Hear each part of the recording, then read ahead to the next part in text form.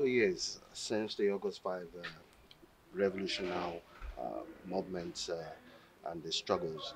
Uh, what's your assessment? And Nigerians have actually expected another set round of occupation and protest. Why has there been a change in the trajectory of the struggle and agitations of the revolutionary movement? Yeah. Thank you very much. Well, I won't say they have not been a change in trajectory. Since we called for the first action of the revolution now in August 5, 2019, we raised a lot of issues that's ranging from abuses against human rights. We raised issues about insecurity, poverty, a lot of issues. Now fast forward to 2 years after, this is 2021. Everything we talked about that brought us to the street in 2019 has assumed monstrous dimension in 2021. In fact, after 2019, we had another action in 2020, which happened across 23 states and outside the country, the diaspora. We had that, and from 2020, you will see a trajectory of resistance from from August down to October 1 protest, and that then galvanized into what we know as the NSAS barricades. And since then, the Nigerian people have continued to engage the regime.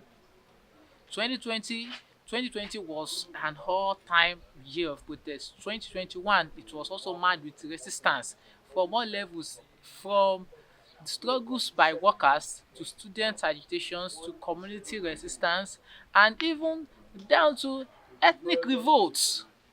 So, if there is anything that we can bring out today, is the call for revolution. It's a call for the Nigerian people, and it's a call for the Nigerian people to take their destiny into their own hands. The system had failed fundamentally in two critical issues.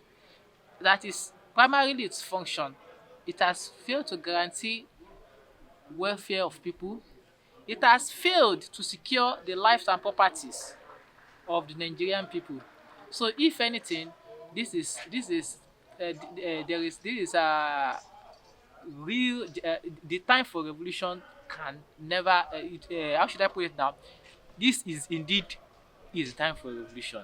Now, if there anything history has taught us, Yeah. every authoritarian regime has been doomed to fail.